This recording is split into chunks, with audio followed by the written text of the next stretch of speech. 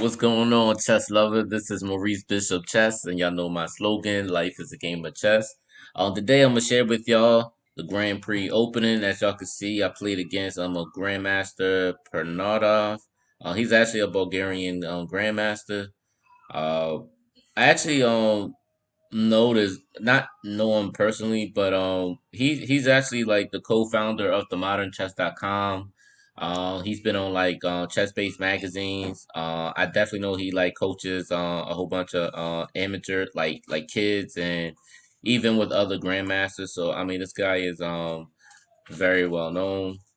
Um, yeah, guys. And like I said, it's kind of funny though because I think he like messed up. I don't know, guys, but I tried to do a rematch, but he didn't do the rematch, so I don't know what to say with that.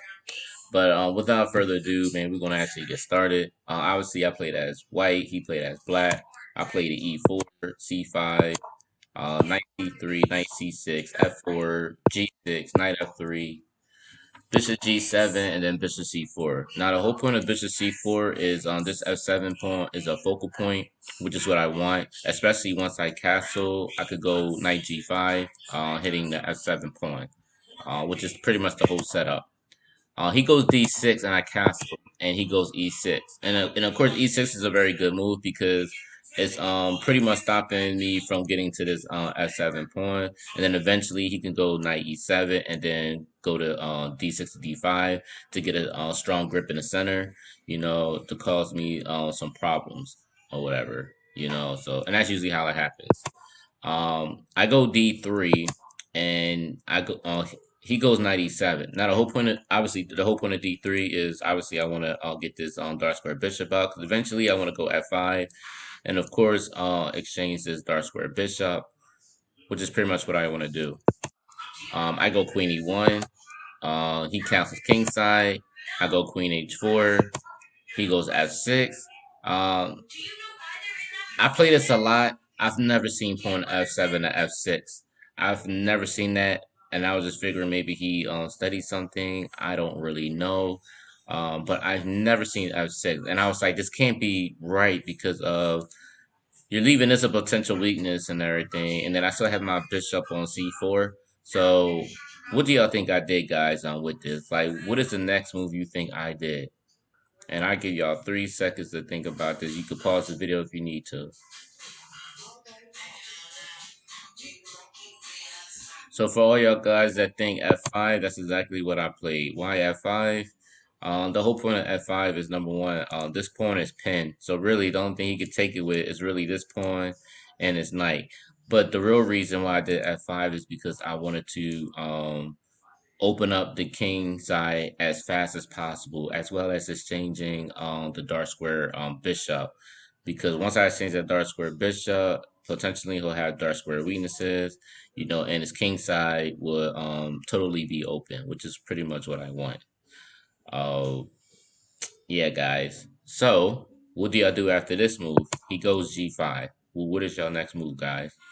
What would you do in this position? What would you do? 30 seconds, guys. Pause the video if you have to.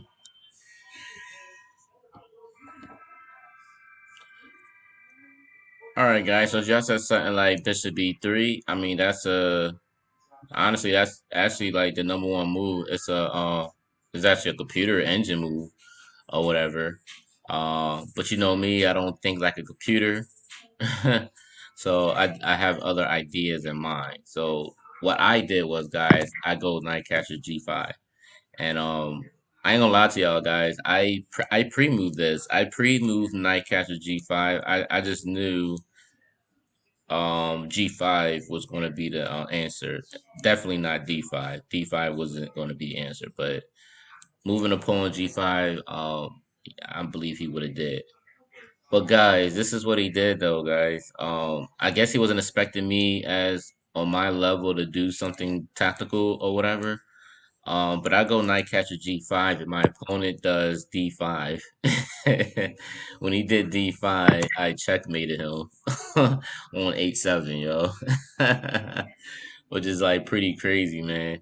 So I got one on them, man, which is funny, man. So but that's pretty much how the game how the game go. Um, but guys, I mean, but this guy he's a very strong. I mean, he's a strong GL, man. Like he's like I mean the guy is really strong, guys. And like I say, he's a coach, but this is actually him, Bulgarian Grandmaster. He was an international master in like 2009, and then he became a grandmaster in 2013. So, but yeah, but this is him though. I mean, obviously he's not a super GM, but I mean a grandmaster general. I mean, it's hard to get a grandmaster. Obviously, you know your stuff if you're a grandmaster. So I don't take nothing. Um, I don't take that lightly. You know, what I mean, grandmaster, is grandmaster. But yeah, guys, I hope y'all enjoyed this. But I wanted to show y'all this video on the video to show you that grandmasters also do make mistakes and everything, so they're not perfect chess players and stuff. And if you ever think that you'll never ever beat the FIDE masters, grandmaster, national master, it doesn't really matter. They're still human. You just have to, like I said, just be ambitious and be determined to defeat anybody that comes in your way. And I don't care if they're a super GM. You know, you gotta have the mindset that you're gonna win at all costs, and you're gonna win, and nothing can stop you.